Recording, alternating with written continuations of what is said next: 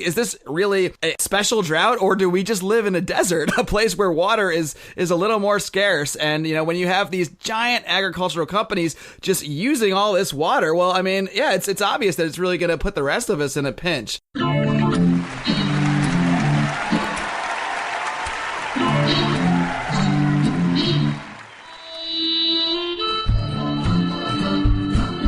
Welcome to the Lions of Liberty podcast. Here is your host, your guide, your shining beacon of liberty, Marc Clair. Welcome on back into the Lions of Liberty podcast, where I, your host, your guide, your shining beacon of liberty, as you just heard, strives to advance the ideas of liberty. Before we get into today's show, I want to take a second to let you know about Health Excellence Select, an amazing alternative to Obamacare, which utilizes health sharing to cover your medical costs. That's Health Excellence Select. For more information, head on over to lionsofliberty.com/health. lionsofliberty.com/health. lionsofliberty.com/health. lionsofliberty.com/health. My guest today is a political and communications consultant. His writing has appeared at Breitbart, Reason, NPR, Town Hall, The Daily Caller, and many other publications. He is the co-founder and editor of AgainstCronyCapitalism.org. He is Nick Sorrentino. Welcome to the Lions of Liberty podcast, Nick. How's it going, Mark? It's going great, Nick. And, this subject of crony capitalism is one that just seems to come up. It seems to sort of inject itself into every aspect of modern day politics. And we'll talk about that more as the show goes on. But first, I want to learn a little bit more about you. So how and when did your political ideas first begin to take shape? I'll tell you, I pretty much knew I was essentially a libertarian probably when I was as young as, say, 10 years old. I didn't know what a libertarian was. I thought I was a conservative for a long time. But, over time I learned. I've probably been an outed libertarian for 8 years or so. And so before that, you considered yourself more of just a standard conservative. What made you use that libertarian label, and what made you actually, I guess, out yourself? I looked at what drove, my personal politics, what I thought was valuable, what I thought was important, and I was much more interested in the freedom side of what was commonly called conservatism than kind of the neocon sort of war side, sort of social conservative side of what was at the time called conservatism, if that makes any sense. Sure, yeah. And what about this issue of crony capitalism specifically that really inspired you to go ahead and co-found with past podcast guest Hunter Lewis to go ahead and co-found AgainstCronyCapitalism.org? Why did you want to dedicate this website and this organization specifically to this issue of crony capitalism? Well, I think it's a vitally important subject. It's always been somewhat crony, but it has gotten especially crony since the crash of 2008. The state is more and more involved in business, and business is more and more involved in the state, and I see that as highly dangerous, as does my partner, Hunter Lewis. We believe that there was a place, and we could add value to the world by chronicling, the developments in crony capitalism as we have seen. We're coming up on 4 years. It's only grown, but we're doing our best. And you're certainly doing a great job over there drawing attention to this issue. You guys have shared a few of our articles along the way, which we truly appreciate. It's something we're always looking at as well. But I want to talk about this term a little more for people out there that might not be familiar with the term crony capitalism. I know a lot of my, say, progressive or progressive-leaning friends will often give me flack when I use the term. They'll think I'm being hyperbolic or I'm just kind of mudslinging, but it's an actual term that has an actual meaning. So what does the term crony capitalism actually mean? Well, essentially, it's the partnership of the state and government. It's a polite way of, it's like fascism light, essentially. It's interesting that you say that your progressive friends have a beef with the term because we get it both ways. For instance, Noam Chomsky has argued that the term crony capitalism, isn't legitimate in his eyes because it infers that capitalism itself is okay. It's just that crony capitalism is bad, which is exactly how we feel. But what's funny is that a lot of conservatives have a beef with it too because they think that it sullies capitalism, which it doesn't. We have modifiers in the English language. So the term crony capitalism, where cronies go into government and amass capital for their own private wealth and benefit, essentially that's crony capitalism. And now, what specific industries seem to be more prone to crony capitalism than others? Are there certain industries that just seem to get so embedded with government more so than others? Everybody seems to be lining up at the trough. Banking constitutes the largest single, sector of our economy anyway, which is frankly not a good thing.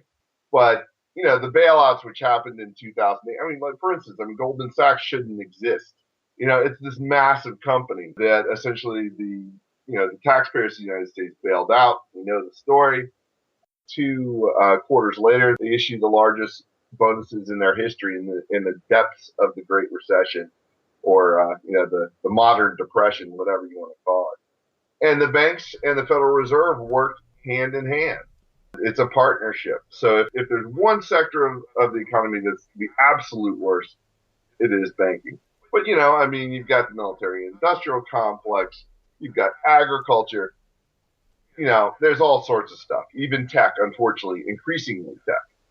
Let's discuss a little more some of the more specific companies that benefit from crony capitalism here in the United States. Now, you guys recently linked to a report that is entitled Uncle Sam's Favorite Corporations, which seeks to identify the companies that get some of the, that dominate getting the receipt of federal subsidies. So what are some of the companies that stand out to you as some of the biggest recipients, the biggest beneficiaries of crony capitalism here in the United States? Well, first I want to say that the organization that did that report, I believe is called Good Jobs First, and it's a generally, as I understand it, progressive organization. And my hat's off to them because it's a great report, and I encourage everybody to go online and look it up. Really in that report, you see that banking is absolutely at the tippy top in terms of exploiting the government for private benefit. But Goldman Sachs. I always come back to Goldman Sachs. They're easy to beat up. But Bank of America, just run through the big banks. Bank of America, Goldman Sachs, J.P. Morgan, you name it. They all have direct lines, essentially main lines of easy money from the Federal Reserve right into their account, essentially. So they're the worst. Goldman Sachs. That's interesting. When I interviewed your partner, Hunter Lewis, he had named Goldman Sachs as one of the worst, but when I pressed him for the number one choice, he named Monsanto. But you would go with Goldman Sachs.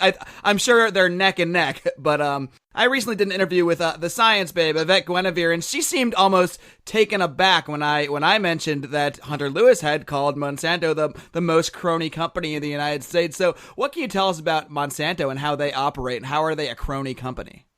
Well, Monsanto, like Goldman, has done an excellent job of getting their people placed in high levels of government, the FDA, and so on. Hunter is frankly an expert in the areas of health and food, and that might be one of the reasons why he targeted Monsanto specifically. My area primarily is outside of that area. However, Monsanto has gone to great lengths to game the regulatory system to their benefit. There's, it was a couple of years ago, the Monsanto, I forget the term, but the Monsanto Protection Act, I think they called it. Is that what you're referring to? That is exactly what I'm referring to. And that's just a small example. That was a 90-day window, I believe, where they were free, essentially got an absolution of litigation. And I forget exactly why it was that was so important for them at the time. It was a while ago. But that's just just an example. Monsanto is is absolutely a crony company. There is no doubt about that. But I would still go back to banking as being personally, the biggest perpetrators. Yeah, Hunter and I pretty much agree on almost everything. It's usually just degrees of agreement. And on this one, I just put the banks a little ahead of Monsanto. Yeah, it's kind of like choosing your favorite serial killer. They're all bad, right? There's no real winner here, and we're all the losers. The average everyday citizen that's kind of has to, in many ways, fund these companies and sort of support their existence, but through our tax dollars, through our government subsidies, and that kind of thing. Now, one thing that people will often point out when we point out that sort of the negative consequences of government and business working together, a lot of times I'll just hear, well, the market fails. There's a market failure. So sometimes, government has to step in and help some industries out so they don't just collapse. And, you actually wrote an interesting article that I just read this morning entitled, "Why Don't We Have Private Passenger Trains?" And this kind of ties into that market failure concept that we hear so much. So, Nick, why don't you just give us a quick summary of this article? Why don't we have private passenger trains here in the United States? Yesterday, I had the pleasure, and actually, for the most part, it was actually a pleasure of riding along from Charlottesville, Virginia to Washington, D.C. on Amtrak and back. And, I'm sitting here thinking, I'm looking at the people riding along, and I was thinking about how convenient it was that it put me right in downtown Washington, D.C., so I could go to my meetings and so on. This saves me a lot of time, a lot of money. And it just seemed to me that somehow, some way, somebody's got to be able to make money from this, that the economics have changed. Amtrak is government-owned, taxpayer-owned, how I personally prefer to refer to it, passenger airline. It's the only one we have in the United States, and the reason that is, we are told, is because of market failure, that it's just not profitable for companies to run passenger lines. Well, just a little bit of research, and I am not an expert on this area either, but a little bit of research shows that, it used to be we had lots of passenger lines. But one of the reasons why it became unprofitable is because the government, around World War II time, just levied all sorts of taxes and regs on top of these guys. And then they were surprised when the lines started to fall apart. Of course, people looked around, they said, oh my gosh, we can't have no rail lines. So, let's institute this thing called Amtrak, by the way, under Richard Nixon, that small government conservative. And then we ended up with this massive behemoth which loses money every year. The thing is, the 2 points. The pressures that the passenger lines felt in other times, back when highways were open and new and fresh and not filled with traffic. When if you drove from, my home into Washington, it wasn't some kind of horrible disaster, terrible experience, just a completely wasted day. You can get up and back without a ton of traffic. That is no longer the case. So the market may be there for a private passenger train. That's one thing. The other thing is, speaking to, market failure in general, markets don't fail. And, I remember way back to my, first economic class, we talked about market failure. And I remember thinking to myself, it's like, markets don't fail. They just reflect, they show a price that maybe a lot of people just don't like. The market may not do what a lot of people want it to do, but it hasn't failed. It's just given us, an indication that this doesn't make sense. And so when people say that a market fails and the government needs to come in, the answer is, well, why is it that we're really coming in? Is it because the market failed, or is it because there is a constituency that insists that this thing continue to exist even though economically it's not feasible? And I think that's the proper way to look at, quote, end quote, market failure. Sure, I mean, companies may fail, industries may suffer, but that doesn't necessarily mean the market is doing something wrong. The market's not an entity that can even do right or wrong. It's really just a system that responds to the wants of consumers. At least it should be a system that does that. Of course, in the subject we're discussing, crony capitalism, many times companies do stay afloat that should be failing, and really that's a failure. It's a government failure when they're propping up the market in areas where certain industries or companies might otherwise be failing. Now, I want to look at a few sort of hot button political issues that people are talking about and try to point out some of the crony capitalist aspects and how that concept ties into them. So why don't we start off with something people have been really talking about lately since the FCC's recent ruling on net neutrality. So what are the crony capitalist aspects to the concept of net neutrality? Well, the whole thing has got crony aspects. There's really no winner. There's so many ins and outs and what have yous, as the dude would say. Essentially what we're talking about is whether or not the ISPs get to control the last mile. The part of the infrastructure of the internet that they've created. Essentially, they built the road. And do they have the right to control that road that they've invested money in putting into the ground and so on. And I argue that from a property rights perspective, that certainly is the case. Advocates of net neutrality say, well, everything should move at the same speed and so on. And, everybody should have each packet of information. Now, I say this as somebody who runs a website, okay? Obviously, if I'm going to get knocked off and people aren't going to read my stuff, I will no longer make a living. So I really do have skin in this particular game. But, basically advocates of net neutrality say that, what we need to do is make sure that all packets move at the same speed. Nobody gets any benefit, and they can't game the system. Nobody can pay a little bit more to move a little faster along this last mile, this toll road. Well, I argue that you're in Los Angeles, I'm in Washington, D.C. The only roads that move are the toll roads. If you're Netflix, you essentially are, believe me, I like my movies as much as the next person. House of Cards, great show. Love it. I don't want it to lag. But that takes a ton of bandwidth. And if you think of it in terms of a road, well, you're talking about a big giant train of tractor trailers.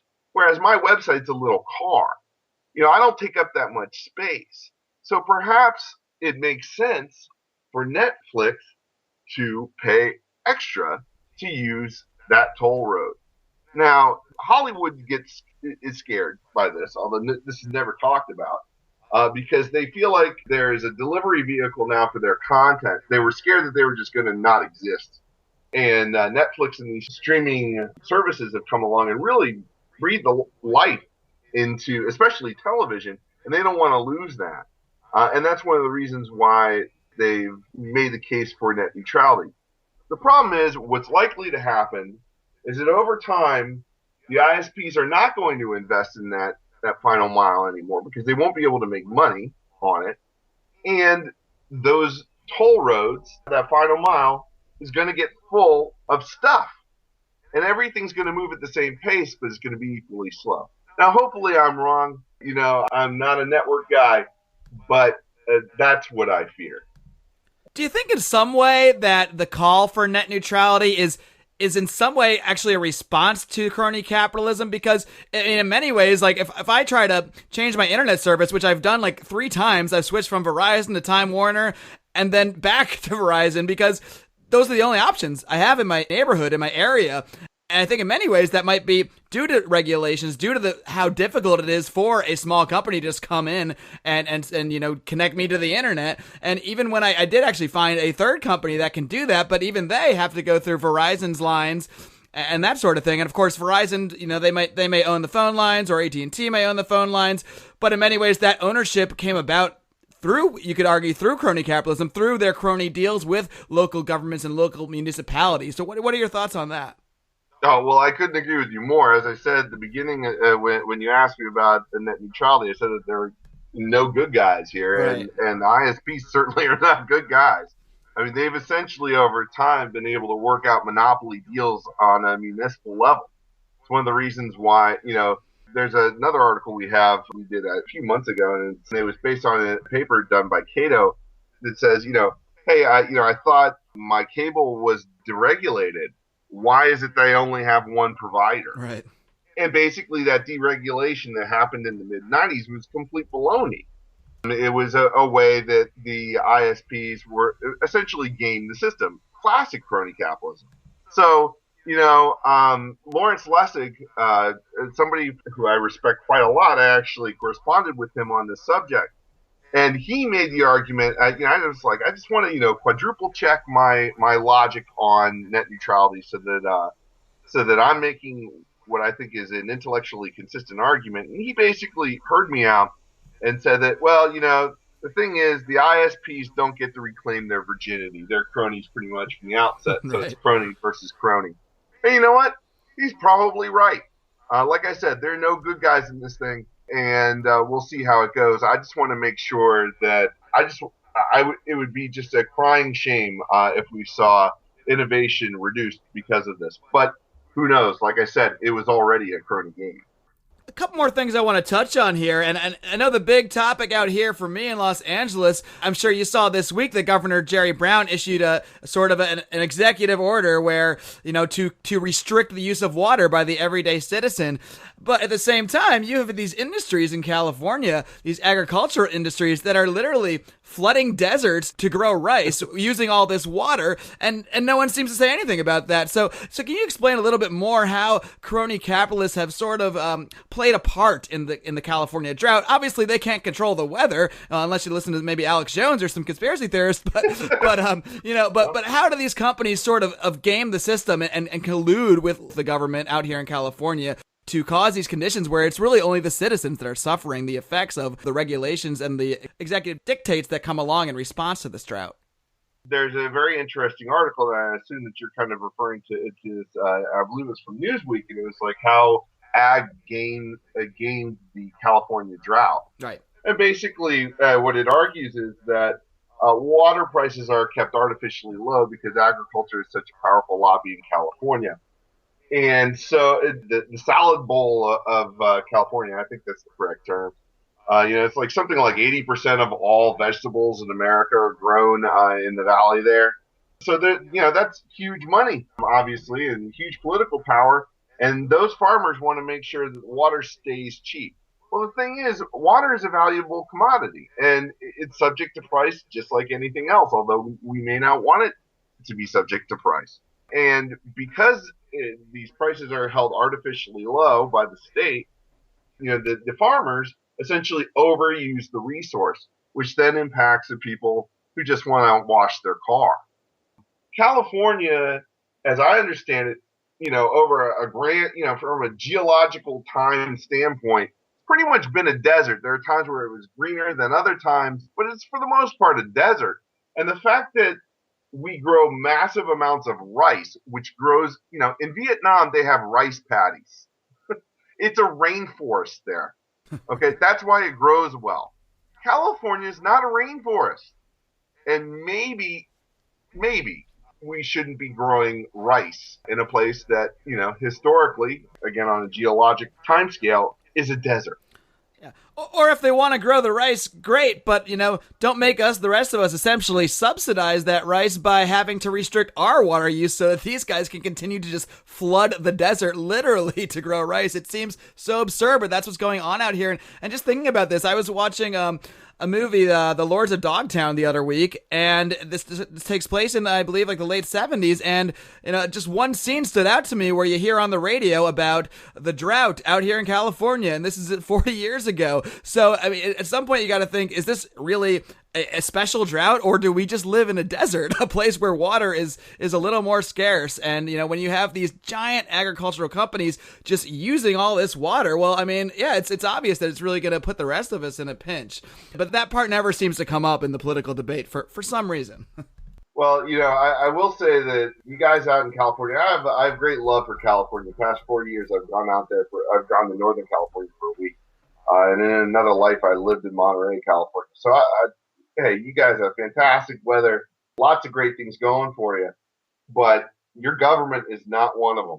No, it is not. And I mean, there's positive and negatives everywhere you go, but ultimately the government and the laws are going to be a reflection in some way of the people in the state. And I think it's safe to say that people out here have maybe some more big government ideas than anything else. The thing is, you hear from progressives, there's so many progressives out here, and they're always against business and against, big corporations.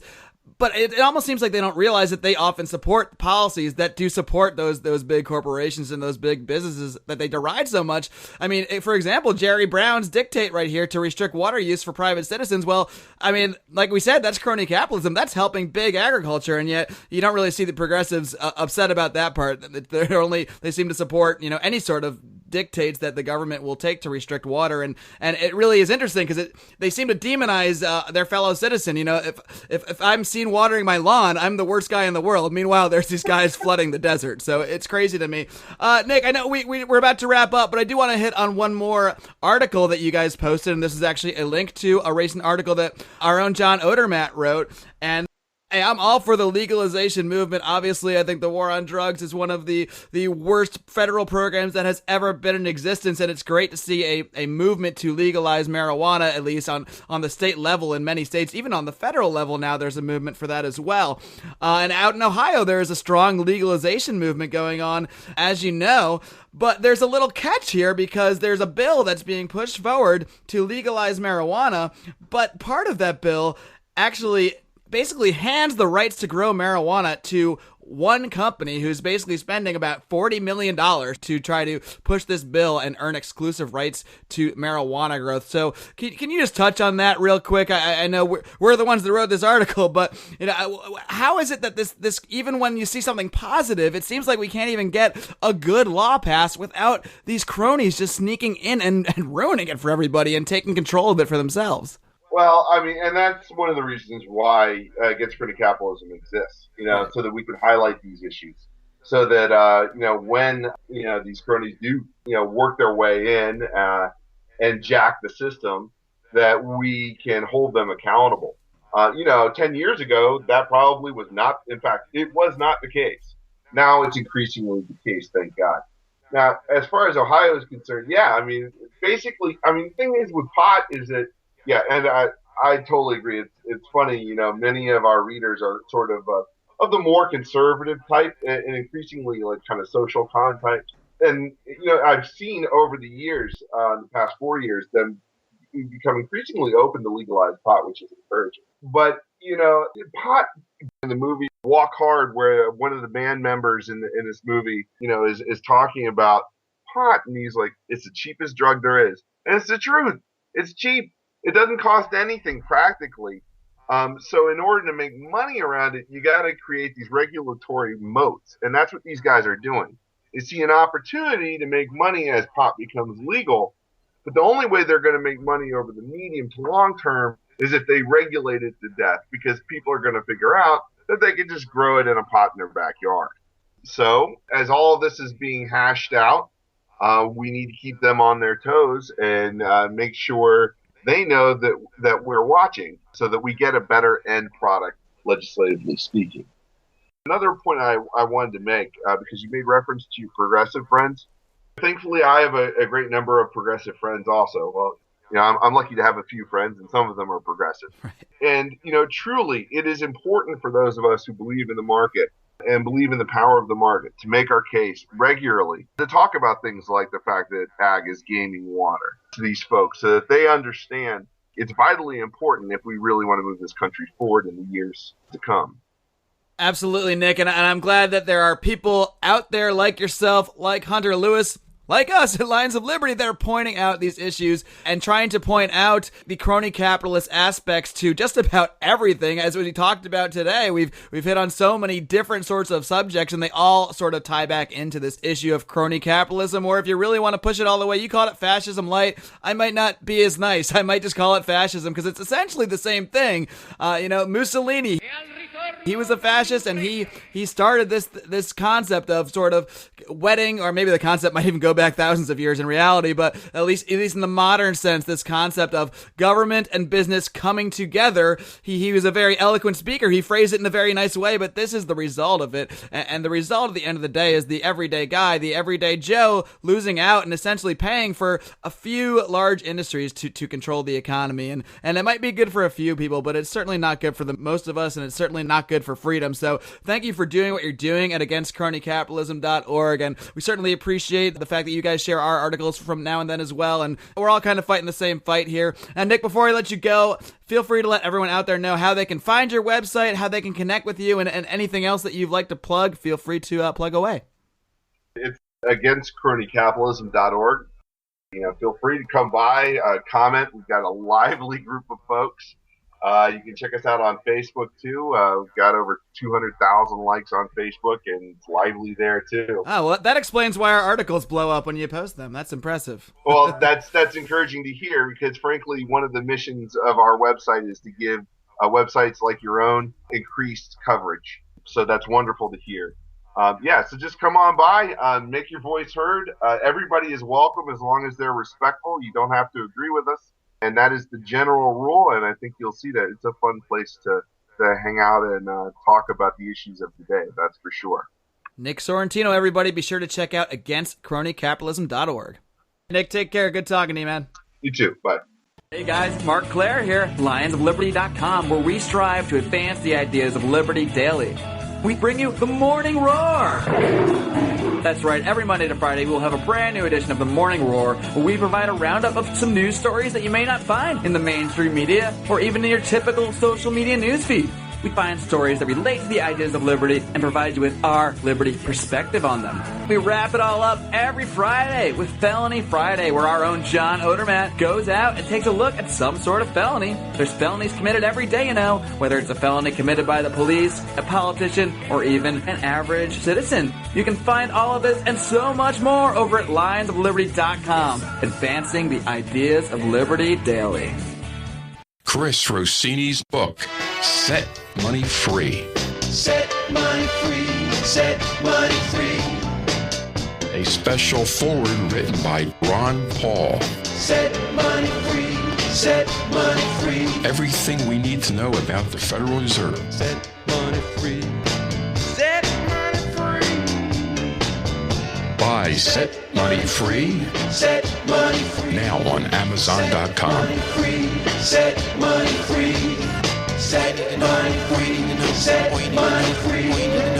Chris Rossini's Set Money Free. All right, gang, I hope you enjoyed my interview there with Nick Sorrentino of againstcronycapitalism.org. If you're not one of the 200,000 people that likes them on Facebook, get over on Facebook and like them. They're a great couple guys, Nick Sorrentino and Hunter Lewis. Both guys I've interviewed on the show before, and they're very principled guys. They try to look at everything through this aspect, through this prism of crony capitalism. Like I said during the interview, a lot of times I'll get some flack for some people about using the term crony or cronyism. But at some point, we have to describe things as they actually are. And, you know, when you have pure capitalism, which is just private ownership of property, well, that's one thing. And then we have to describe something else. And this something else is crony capitalism. It's when the private owners of goods, of capital, of industry collude with those in government to benefit themselves. And it's something we can see in literally every sector of the economy. As Nick mentioned, banking is one of the biggest sectors. You have the Federal Reserve, which is essentially a monopoly on money in the United States. And the Federal Reserve has banks that it is connected to that get favors, that get preferential treatment, that get that newly printed Federal Reserve money before anybody else, before it becomes devalued. Companies like Goldman Sachs that would have gone under if it wasn't for the Federal Reserve, if it wasn't for the 2008 bailouts. You know, we talked about market failure during this interview, and crony capitalism essentially prevents companies from failing that should. It props them up. It gives them special favors. It prevents a true free market from flourishing. I mean, I don't know about you, but I can't get internet from anyone besides Verizon or Time Warner, and they both stink. You were lucky I can get this podcast up with how bad my internet is sometimes, but I find a way. When companies essentially create their own monopolies or duopolies or what have you in certain areas, well, they can pretty much do whatever they want. They're not really subject to the whims of the market nearly as much. Sure, they might compete with each other, but really they should be competing with the little guy. They should have to compete with everybody, but the playing field is so stacked in the favor of the giant corporations, many of which have lobbyists who work in government, maybe many of which have ex-employees that now work in the very same agencies that regulate those companies. So there are very obvious conflicts of interests here.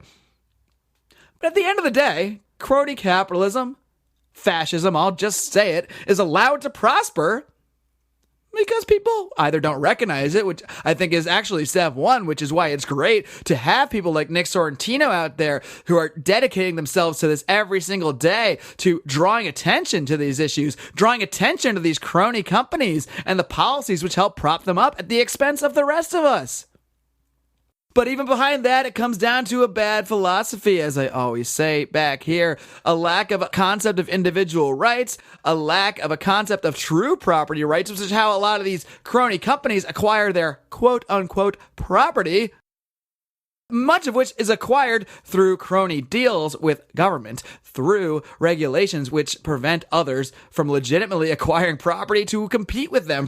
But the number one step in fixing any sort of problem is identifying it and pointing it out to people. And that's what Nick Sorrentino does at againstcronycapitalism.org. That's what we try to do here at Lions of Liberty, at the Lions of Liberty podcast, at lionsofliberty.com, our website, which I hope you are checking out. We have such fresh content every single day. We have new articles and new podcasts twice a week. If you're new to this, guys, come on over. We're happy to have you. Join us on our social media, facebook.com/Lions of Liberty, over on Twitter at Lions of Liberty. Find us on Google+, find our YouTube channel, and join the conversation. If you have any suggestions, any questions, any comments, feel free to drop me an email, Marc, M-A-R-C, at lionsofliberty.com, or pop into our Facebook group, the Lions of Liberty Forum. We will link to all this stuff in the show notes. And this coming Thursday, I will be speaking with a gentleman by the name of Michael Minardi. He was the lawyer for a man named Jesse Teplecki, a Florida man who was growing marijuana in his own home illegally because Florida does not have medical marijuana laws. But Michael Minardi, his attorney, helped him win his case and get him acquitted of any crime whatsoever. I'm very interested in speaking to him and finding out just how he was able to do this. And maybe, provide a little bit of a path for other people where states don't quite have the laws they need to use the substance they need. In this case, he was using marijuana to help his anorexia and give him an appetite. And hopefully we can sort of paint a picture of how he was able to do this. I'm really looking forward to speaking to him. And until this Thursday, folks, live long and live free.